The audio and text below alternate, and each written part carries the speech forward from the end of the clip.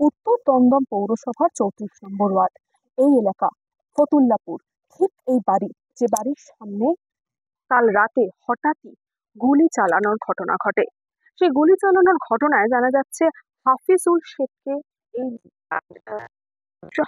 শেখকে লক্ষ্য করে গুলি চালায় ফারুক। জানা যাচ্ছে যে এই মুহূর্তে ফারুককে নিমতা থানার পুলিশ অস্ত্র সহ গ্রেফতার করে 7 দিনের পুলিশি হেফাজত চেয়ে ব্যারাকপুর আদালতে তোলা হয়েছে এবং যিনি গুলিবিদ্ধ হয়েছেন সেই হাফিজুল, সে এই মুহূর্তে কলকাতার একটি সরকারি হাসপাতালে চিকিৎসাধীন, তার অস্ত্রোপচার চলছে। কিন্তু কি কারণে এই গুলি চালানোর ঘটনা, রাজনৈতিক কারণ নাকি নিজেদের মধ্যে গোষ্ঠীদ্বন্দ্ব, তা এখনো পর্যন্ত পুলিশ কিছুই জানাতে পারছে না। কিন্তু যে এখানকার যারা এলাকা সূত্রে জানা যাচ্ছে বা তার পরিবার সূত্রে জানা যাচ্ছে, কালকে হাফিজুলকে ফোন করা হয়েছিল। ফোন করার পর তাকে বাড়ির বাইরে বেরোনোর কথা বলে, আর তার বাড়ির বাইরে বেরোনোর পরেই তার সাথে বচসায় জড়িয়ে পড়ে ফারুক, এবং সেই বচসার পরেই এই গুলি চালানোর ঘটনা।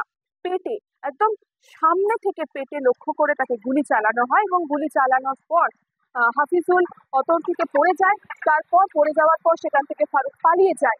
তারপরে এখানকার যারা এলাকার মানুষ তারা তাকে উদ্ধার করে প্রথমে সাগর দত্ত মেডিকেল কলেজ হাসপাতাল এবং তারপর সেখান থেকে চিকিৎসার জন্য কলকাতার একটি সরকারি হাসপাতালে তাকে স্থানান্তরিত করা হয়। এই মুহূর্তে সেখানেই তার চিকিৎসা চলছে এবং ফারুককে নিমতা থানার পুলিশ আদালতে 7 দিনের হেফাজত চেয়ে তাকে কোর্টে প্রডিউস করেছে।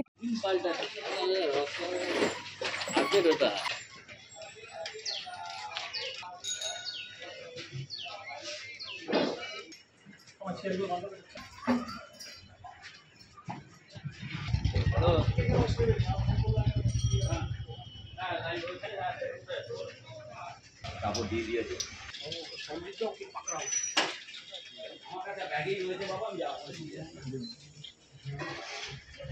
কি হয়েছিল না বলছি, আপনি বন্ধ করলে ওরা বলছে যে এরকম আপনাদের পক্ষ থেকে গুলি চালানো হয়েছে, এই সমস্ত বলছে। গুলি চালালেন কেন? গুলি চালালেন কেন? গুলি চালালেন কেন? হ্যাঁ, গুলি চালালে কেন দাদা? ও দা, গুলি চালালে কেন? লাগবে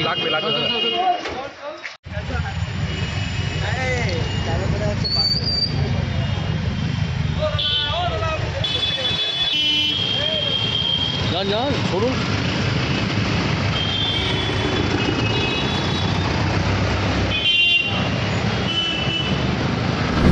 কি কারণে এই গুলি চালানোর ঘটনা, কেনই বা সে গুলি চালানো, এই সমস্ত কিছু তাকে জিজ্ঞাসাবাদ করবে তারা।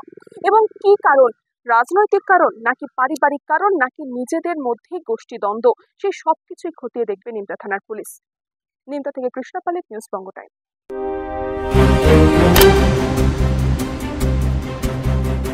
আস্থা পলিক্লিনিক ও ডায়াগনস্টিক সেন্টার, এক ছাদের তলায় বিশিষ্ট চিকিৎসকদের চিকিৎসা পরিষেবা পেতে আজই আসুন আস্থা পলিক্লিনিক ও ডায়াগনস্টিক সেন্টারে। আমাদের ঠিকানা নোনা চন্দনপুকুর, চ্যাটার্জিপাড়া।